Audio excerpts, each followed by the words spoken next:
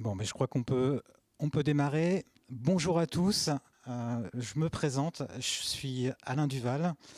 Je suis responsable de domaine et product manager multicloud chez BPI France, chez qui je travaille depuis maintenant 8 ans.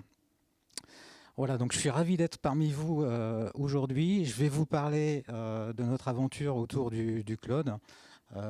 Pourquoi c'est devenu quelque chose d'incontournable pour nous. Donc je vais structurer mon intervention en 3 étapes. La première étape, c'est de vous raconter un petit peu quelques histoires chez nous pour vous donner envie. La deuxième étape, c'est de vous parler un petit peu de tous les défis et les challenges qu'il faut relever pour aller dans le cloud. Et puis on terminera par une petite mise en perspective pour la suite. Donc, vous avez un fil d'interaction, vous pouvez poser vos questions. J'essaierai peut-être d'en prendre quelques-unes à la volée, sinon je les garderai pour la fin. Voilà.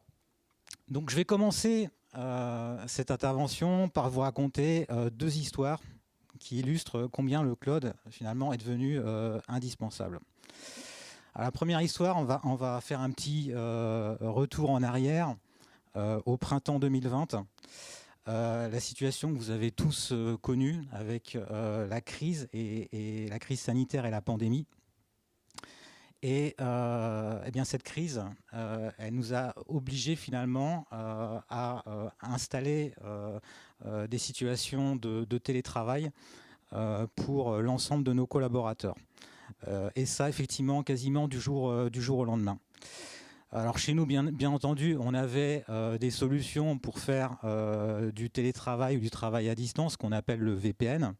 Mais clairement, la solution, elle n'était pas dimensionnée pour accueillir tous nos collaborateurs. Aujourd'hui, chez nous, il y a plus de 3000 collaborateurs. On pouvait tenir à peu près entre à peu près le quart. Et donc, il a fallu accélérer et surtout monter en capacité.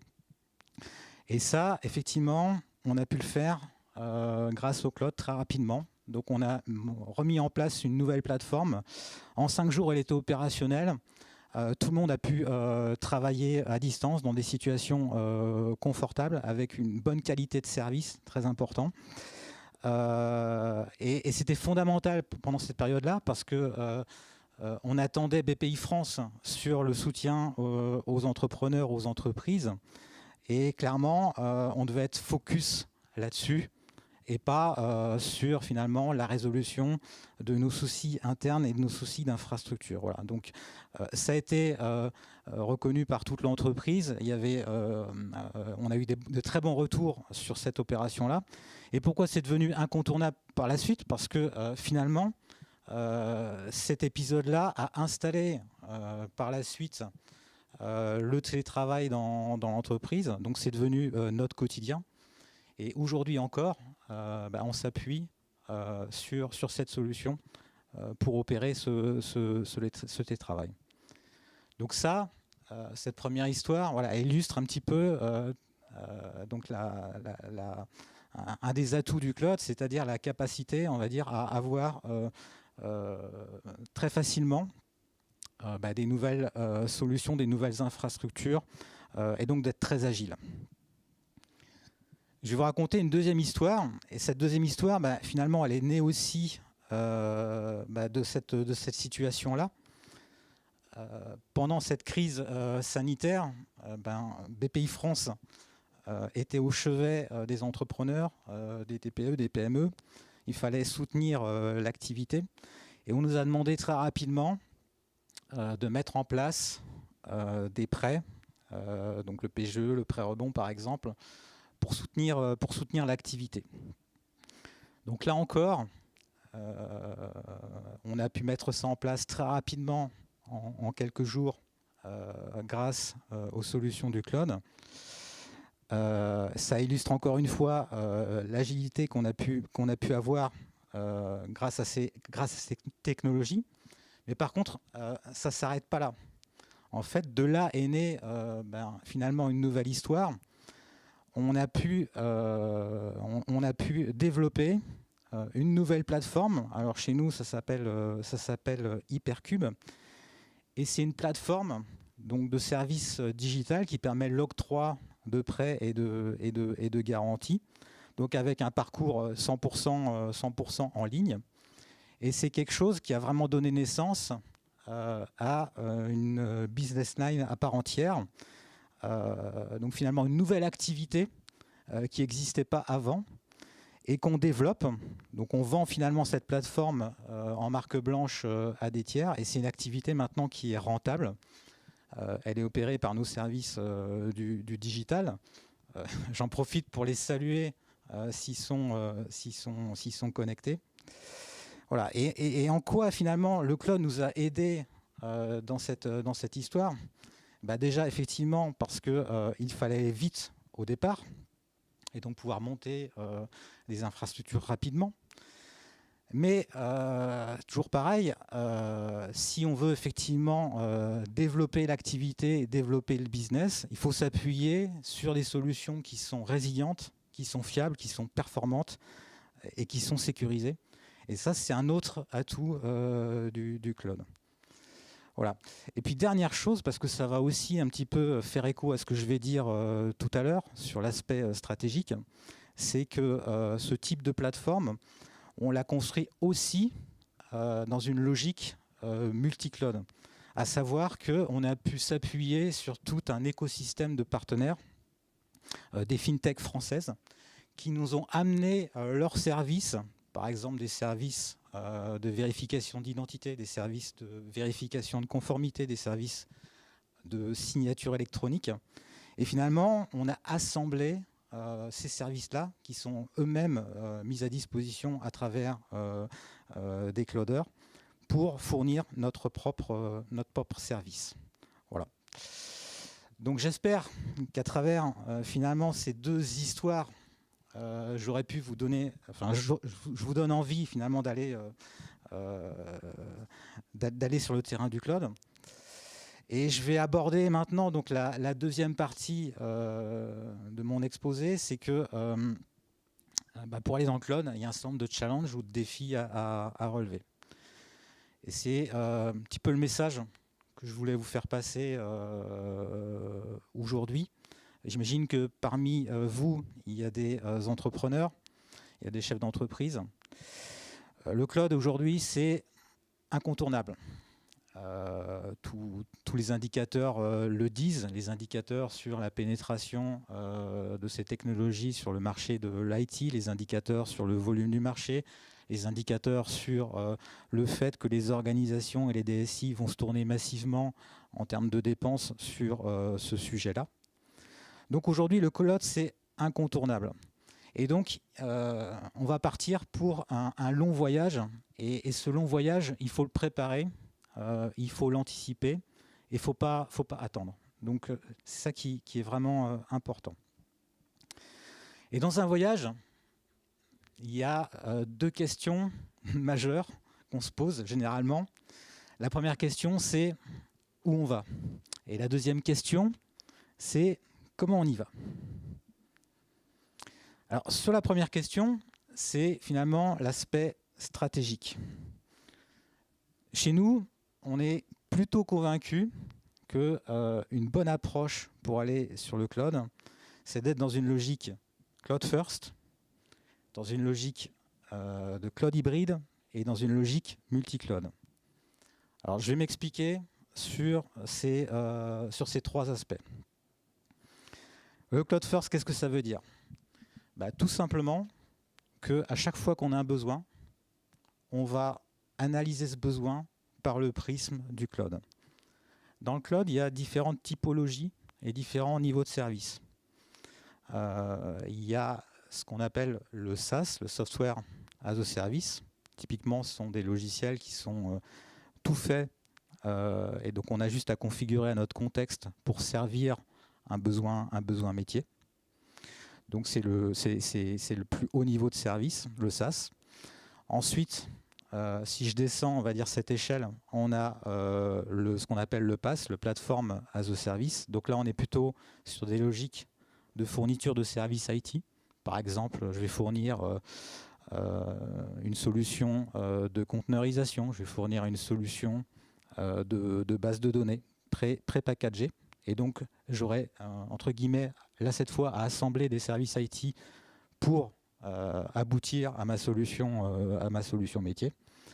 On a aussi le CaaS, le conteneur as a service. On a aussi le IaaS, les services d'infrastructure. Donc là, c'est plus bas niveau. Ce sont des services de serveurs, ce sont des services de stockage. Donc, on a toute cette échelle de services dans le cloud. Et en fait, ce qu'on va chercher à travers le Cloud First, c'est à chaque fois donc analyser son besoin par rapport à ces niveaux de services qui nous sont proposés. Et ce qu'on va chercher généralement à faire, c'est aussi maximiser la valeur. Donc, c'est-à-dire aller sur les couches les plus hautes quand c'est pertinent, à savoir typiquement le SaaS et le PaaS. Parce que c'est là, finalement, qu'on va pouvoir délivrer très vite ce qu'on veut sans forcément se préoccuper des aspects d'infrastructure sous-jacentes. Voilà, donc ça veut dire ça, le Cloud First. Ensuite, le Cloud hybride, c'est simplement un mixte entre du cloud public et du cloud privé. Donc le cloud public, c'est quoi? C'est le fait qu'on va chez un offreur, on va typiquement chez un hyperscaler et on va louer des services, typiquement des services de type PaaS ou de type CaaS. On va être plutôt dans des approches qui sont des environnements ou des solutions qui sont mutualisées entre différents clients, mais pas que. Et on est vraiment dans ces logiques de paiement à l'usage. Ça, c'est le cloud public. Après, donc, on a le cloud privé. Et le cloud privé, c'est plutôt le fait qu'on va construire ses propres solutions sur ses propres infrastructures. Donc là, typiquement, on va plutôt aller chercher de l'hébergement, des mètres carrés, sur lesquels on va poser ses serveurs, sur lesquels on va poser ses solutions. Et la stratégie cloud hybride, elle est intéressante. Pourquoi? Parce qu'elle mixte les deux mondes, le cloud public, le cloud privé. Quand on va sur le cloud public, on va plutôt chercher de l'agilité, on va plutôt chercher de l'innovation, on va plutôt chercher de la scalabilité. Là où sur le cloud privé, on va plutôt chercher de la maîtrise, on va plutôt chercher, on va dire, de la réversibilité, on va chercher de la souveraineté. Donc c'est pour ça que c'est intéressant finalement d'avoir cette hybridation entre les deux approches, sachant qu'en plus, aujourd'hui, vous le savez, les solutions elles sont complexes, donc elles peuvent être construites finalement entre des mixtes de cloud public et de cloud privé. Et puis, dernier aspect du sujet de la stratégie, c'est donc le multi-cloud. En quoi c'est intéressant de faire du multi-cloud? Tout simplement pour éviter d'être loqué ou d'être enfermé sur un fournisseur unique. Voilà. Et donc d'avoir des capacités de réversibilité. Et donc on va s'appuyer plutôt sur des solutions un peu standards qui vont permettre finalement d'aller sur l'offre la plus appropriée et de pouvoir reverser. Et donc, tout ça, donc Cloud First, multi-cloud, cloud hybride, voilà, donc c'est une stratégie à poser. Si on combine tout, effectivement, ça peut amener aussi son lot de complexité. Et donc après, derrière, il faut des stratégies finalement aussi de placement par rapport à nos use cases, où c'est que je les mets finalement dans toutes les topologies que j'ai pu décliner. Voilà, donc ça c'était la première phase du voyage. On sait où on va en termes de stratégie. Maintenant, la question c'est comment on y va. Et là, je vais un petit peu reprendre le message d'une pub d'un manufacturier pneumatique qui dit, en gros, sans maîtrise, la puissance n'est rien. C'est vrai que le cloud, c'est un univers où il peut y avoir beaucoup de puissance. Par contre, c'est clair qu'il faut absolument maîtriser un certain nombre de sujets que je vais décliner, ce que j'appelle la maîtrise à 360. Il faut une maîtrise déjà sur des aspects réglementaires. Il faut une maîtrise sur des aspects sécuritaires. Il faut une maîtrise, troisièmement, sur des aspects techniques et organisationnels. Et puis après, derrière, il faut une maîtrise sur la partie financière. Donc je vais détailler un petit peu donc ces quatre volets-là en termes de défis. Donc déjà sur le volet contractuel, c'est fondamental quand on va sur le cloud de border cet aspect contractuel. Pourquoi ? Parce que effectivement, clairement, il y a une prédominance dans le cloud d'acteurs américains. Nous, effectivement, en France ou en Europe, on est soumis à des lois. Les Américains sont soumis aussi à d'autres lois. Et effectivement, il peut y avoir des zones d'ombre, il peut y avoir des zones d'intersection, il peut y avoir des zones de conflit. Et là, on est sur un sujet pas simple. Mais par contre, le contrat, c'est effectivement une des meilleures garanties qu'on pourra avoir, à savoir qu'on va être éclairé sur un certain nombre de sujets et on va pouvoir finalement être en confiance par rapport au fait d'aller sur le cloud. Donc c'est vraiment quelque chose d'important. Il ne faut pas minimiser ça. Il ne faut pas se baser sur typiquement les clauses un peu par défaut. Il faut se faire entourer donc, par tout ce qui est service de conformité, par ce qui est service juridique, par la sécurité. Ne pas hésiter à se faire accompagner par des cabinets d'avocats spécialisés pour arriver à ça. Et là déjà on est sur des étapes qui sont longues. Typiquement border un cadre contractuel avec un cloudeur, en termes d'échelle de temps, on parle tout de suite de plusieurs mois et voire quasiment d'années complètes. Donc il ne faut vraiment pas prendre ça à la légère, mais c'est vraiment ce cadre-là qui va nous border, qui va nous sécuriser.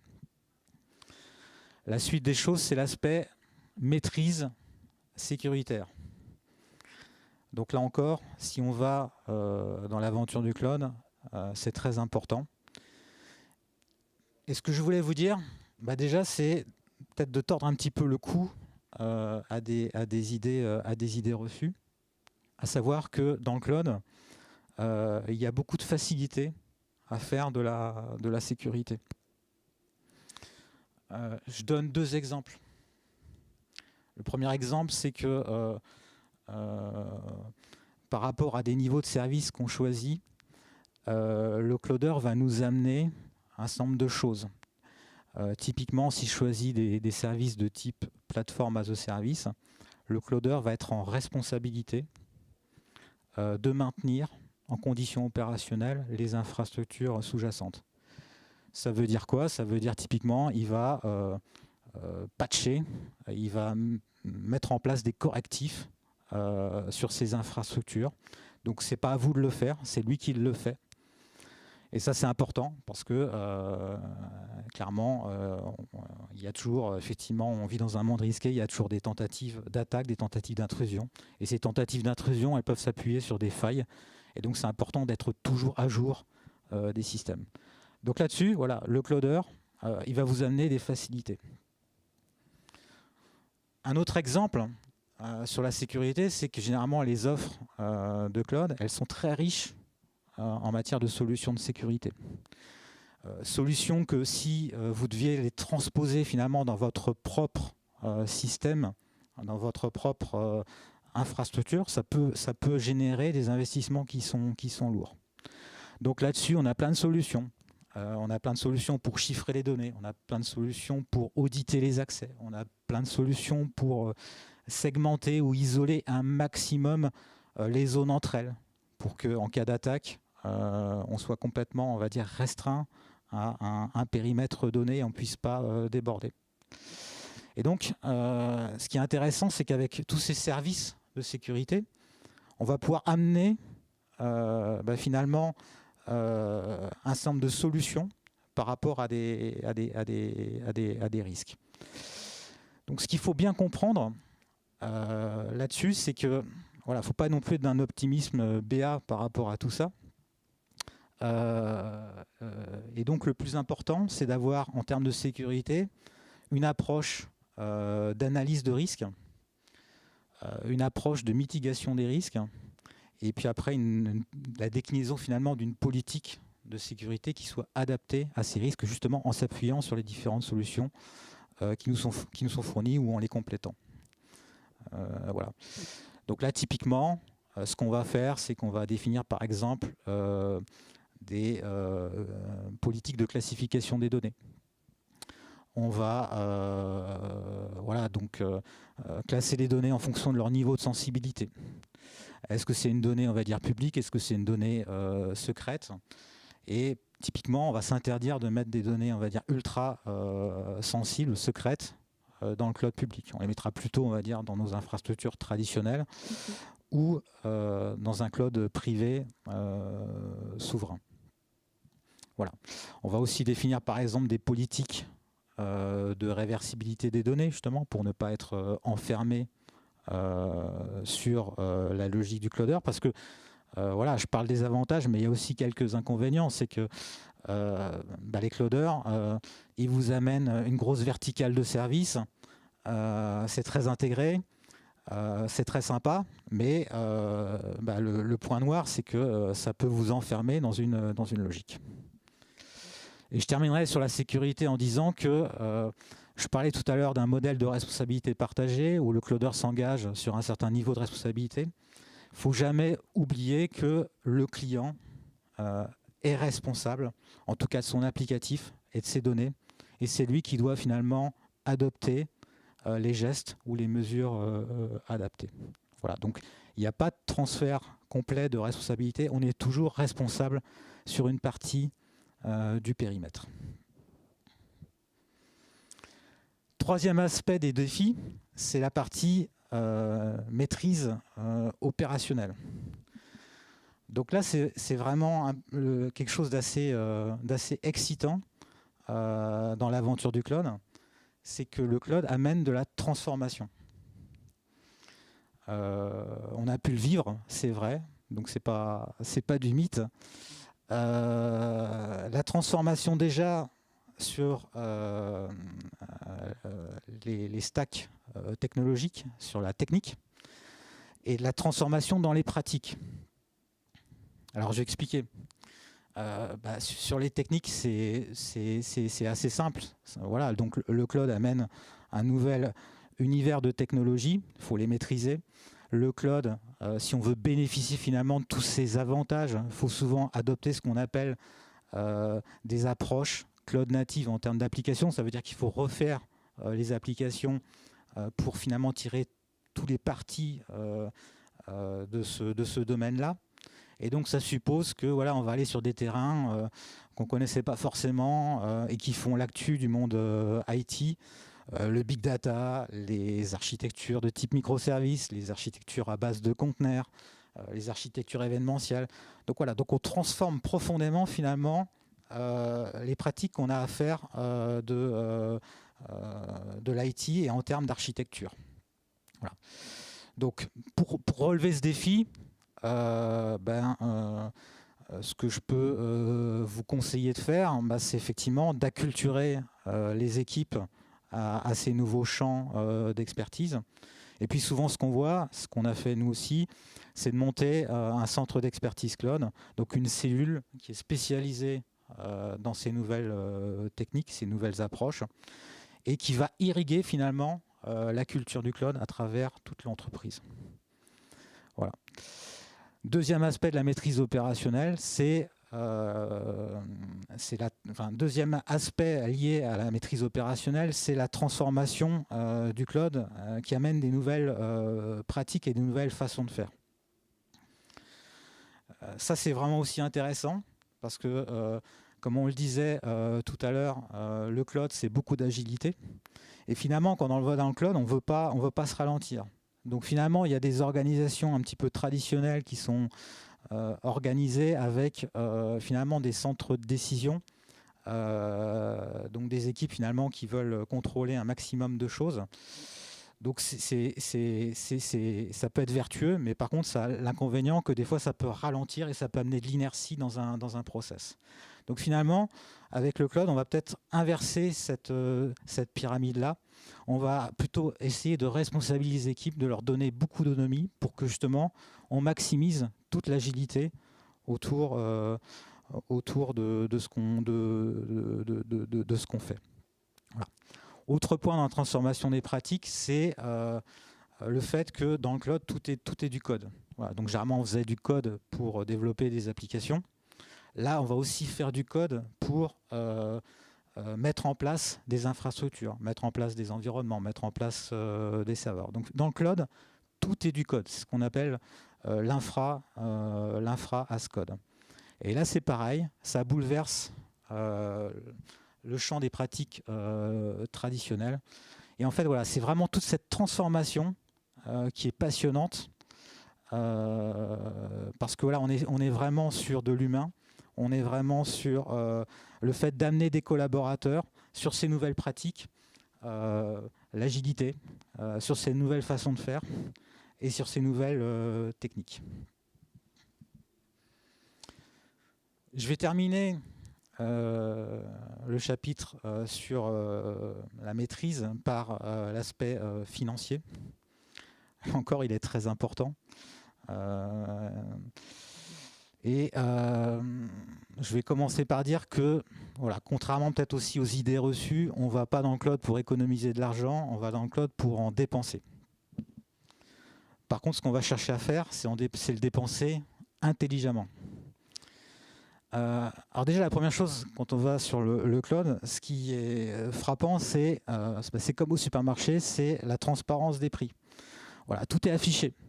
Donc on peut pas vraiment se tromper.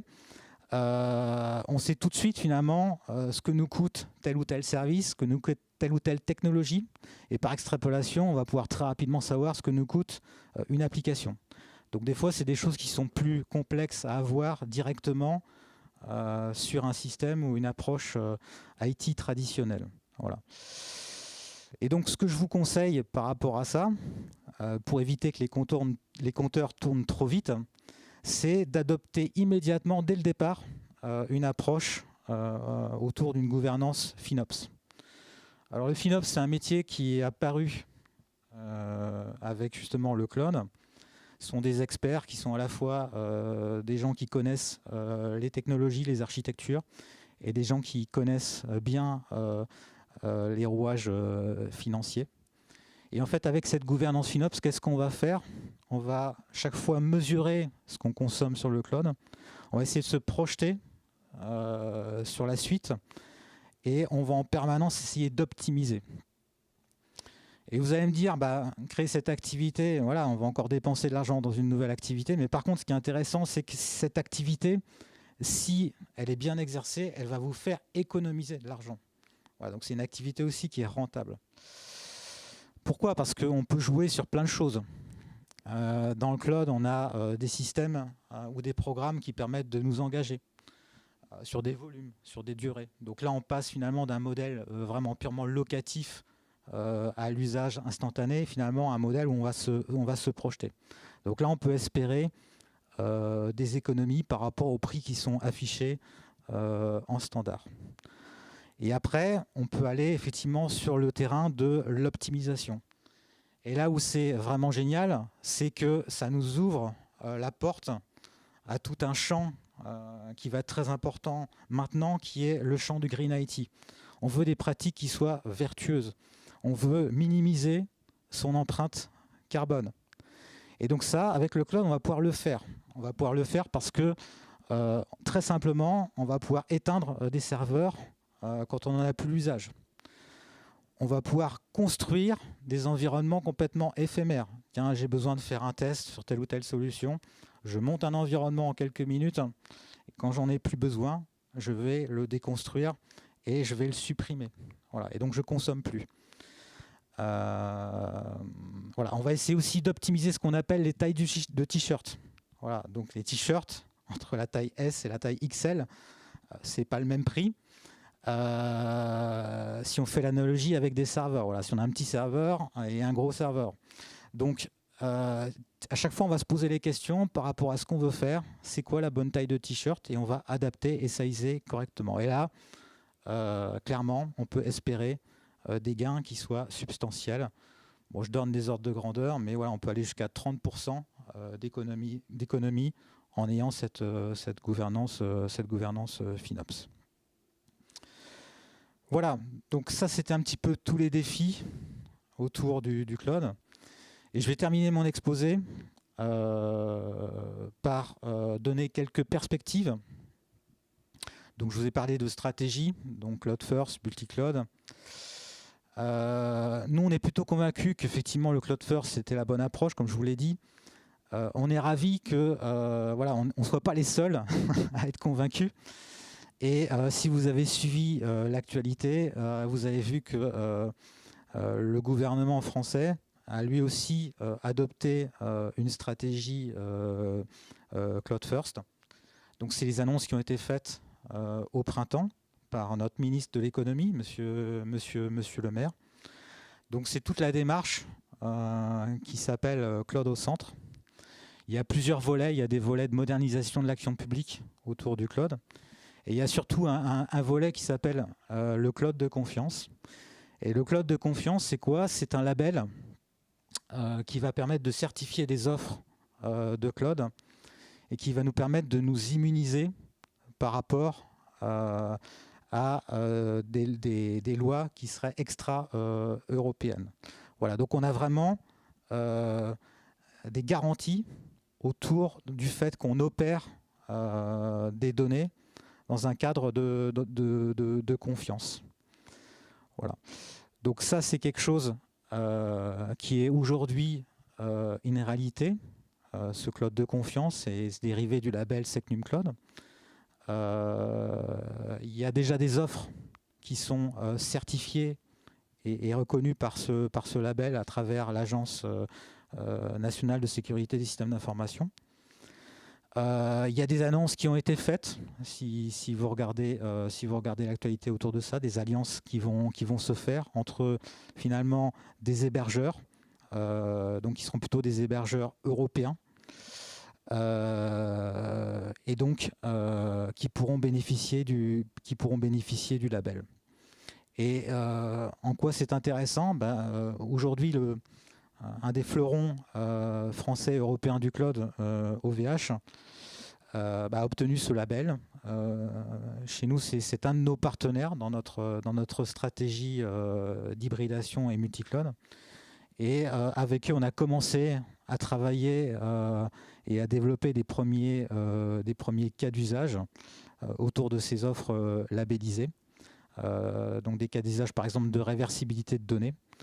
Et on va continuer à le faire par la suite avec l'idée d'avoir finalement un cloud privé chez nous qui puisse avoir des capacités de débordement sur du cloud souverain. Voilà, donc ça nous offre des belles perspectives, ça nous conforte dans nos convictions et je serais ravi de vous faire le petit retour qui va bien dans les mois qui viennent ou peut-être un prochain big sur ce sujet-là.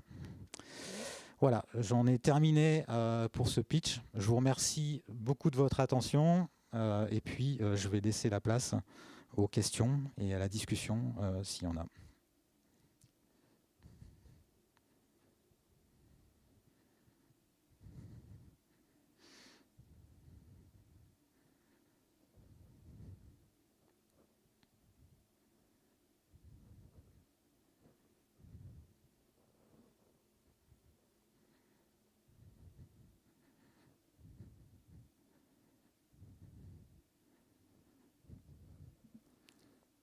Donc, je ne vois pas de questions particulières. Ah si, ça y est.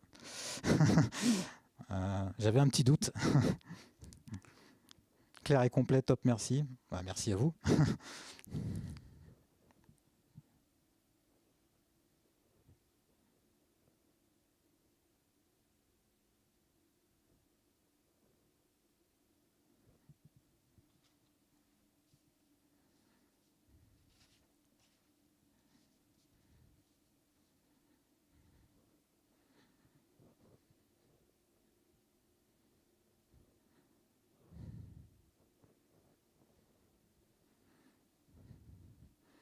On va se laisser quelques minutes. Je suis en avance sur le timing. Donc voilà, s'il n'y a pas d'autres questions, on va clôturer la session.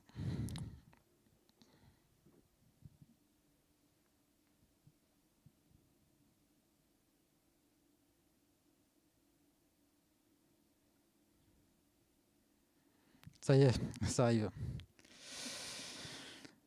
Est-ce qu'il y a des problèmes de confidentialité dans le cloud?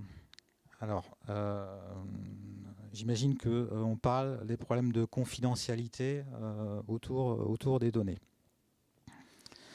Alors, comme je le disais tout à l'heure, il n'y a pas de réponse unique là-dessus. La question de la confidentialité, typiquement des données, c'est de se dire en gros, voilà, quelles sont finalement les données que je veux exposer dans le cloud. Je parlais tout à l'heure de la classification, donc il faut déjà passer par là. Voilà. Après, effectivement, pour des données qui sont sensibles et qu'on veut mettre dans le cloud, typiquement, et ben, voilà, la meilleure approche, c'est absolument de chiffrer ces données, en tout cas si on les met sur du cloud public.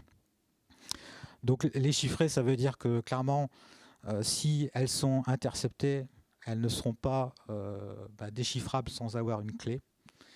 Et après, la question, c'est de savoir où on met la clé. Et là, effectivement, on va plutôt chercher à mettre la clé dans des dispositifs qui sont hautement sécurisés, qui sont garantis par un certain nombre de certifications de sécurité, qui nous sont dédiés. Voilà, donc il n'y a pas de question sur le fait qu'il y ait plusieurs finalement entités qui peuvent avoir accès à cette même clé. Voilà, donc on va chiffrer les données, on va sécuriser la clé, on va s'assurer qu'on en a un usage exclusif. Et c'est ça qui, quelque part, va nous garantir la protection et la confidentialité des données. Voilà. J'espère que j'ai répondu à la question.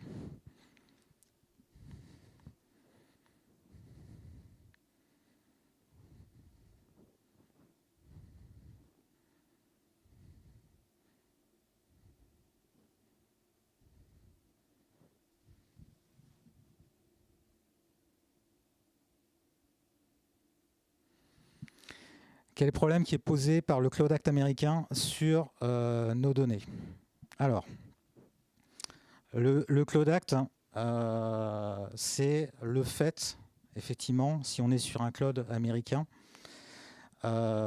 c'est une loi qui permet à une juridiction américaine, donc pas un tribunal finalement, de demander, dans le cas de procédures pénales, à avoir accès à des données, quelle que soit finalement leur localisation.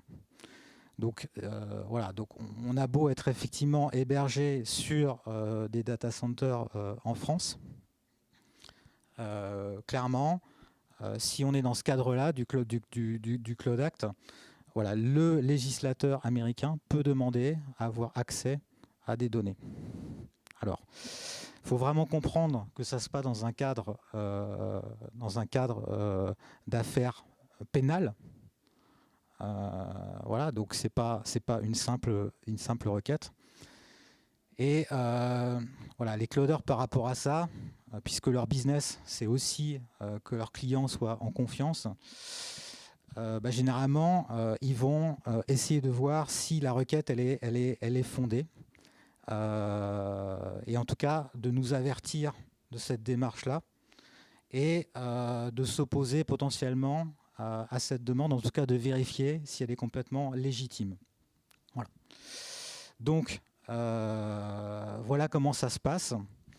Et si effectivement la demande s'avère légitime, eh bien effectivement, le législateur américain pourra accéder aux données. En tout cas, on sera dans l'obligation de lui donner ces données-là. Et par rapport à ça, bien évidemment, je rebondis sur ce que j'ai dit à l'instant. Ce qu'il faut, c'est impérativement avoir des données qui soient chiffrées, qui fait que dans pareil cas, voilà, le législateur américain, il se retrouve avec des données qui sont chiffrées et qui ne sont donc pas exploitables sans une clé. Et cette clé, généralement, effectivement, on va la garder au chaud, on va la garder dans nos propres murs. Voilà, donc c'est ça le Cloud Act. Par rapport à ça, je vous invite à regarder, mais il y a vraiment de la transparence par rapport à ça. Les clouders généralement publient les requêtes ou les demandes ou les injonctions qui leur sont faites par justement le législateur là-dessus. Et vous verrez au final la réalité de ce que ça représente.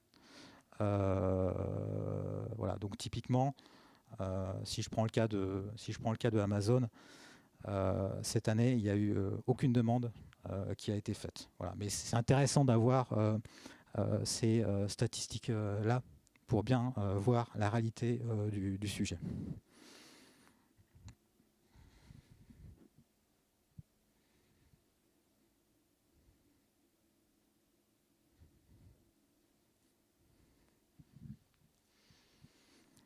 À quand un cloud souverain français?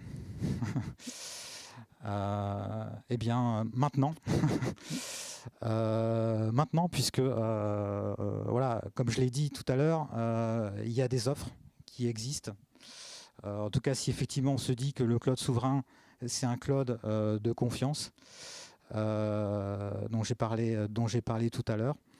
Donc, il y a des offres qui existent. En particulier chez OVH, mais c'est pas la seule. Il y a plein d'annonces qui ont été faites là-dessus, donc des rapprochements qui vont s'opérer. Voilà, donc il va y avoir des offres par exemple chez Thales. Il va y avoir des offres plutôt chez Capgemini. Donc voilà, il y a vraiment un certain nombre d'acteurs qui vont se positionner sur justement le label de cloud de confiance. Donc voilà, moi je fais cette analogie entre ce cloud de confiance et le cloud souverain.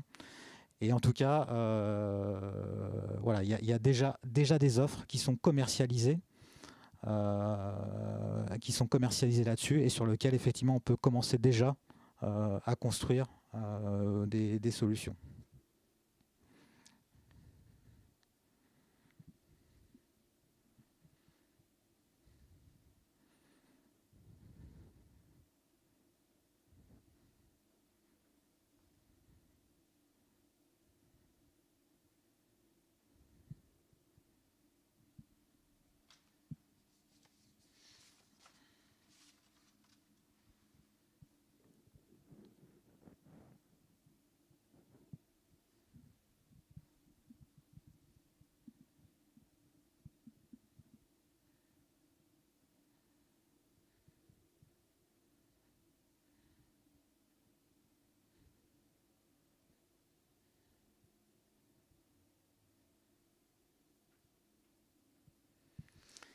Tout repose donc sur la clé de chiffrement et le temps de la falsifier. Oui, sur la sécurité des données, il y a beaucoup de choses qui reposent sur la clé de chiffrement, sur le fait qu'effectivement cette clé de chiffrement elle soit localisée dans un endroit sûr. Mais encore une fois, derrière, il y a des mécaniques. Enfin, ce qu'il faut voir, c'est qu'il y a des mécaniques complexes qui sont derrière tout ça. Donc, en jeu, il n'y a pas forcément toujours qu'une seule clé. Il peut y en avoir plusieurs avec des mécanismes de chiffrement de clés qui elles-mêmes chiffrent d'autres clés. Voilà. Il y a effectivement l'endroit où on met ces clés qui va être important. Et puis, j'en ai pas parlé, mais ça fait partie aussi du sujet. Et c'est pour ça que ça repose pas uniquement là-dessus. C'est qu'on va s'assurer de mettre en place plein de dispositifs pour auditer les accès, auditer ce qui se passe sur les systèmes cloud. Voilà, donc avoir en permanence des indicateurs qui nous disent si potentiellement il y a des mouvements suspects ou pas. Donc voilà, c'est pas finalement une réponse aussi simple que ça. Il y a vraiment, encore une fois, quand on décline un plan de sécurité, c'est un ensemble de mesures physiques, périmétriques, logicielles, qui font qu'on va arriver à avoir une garantie de sécurité sur les données. Mais c'est vrai que la clé, elle est importante dans le dispositif. Voilà, je vois qu'il y a encore une dernière question, mais je crois que on est à la fin de cet exposé.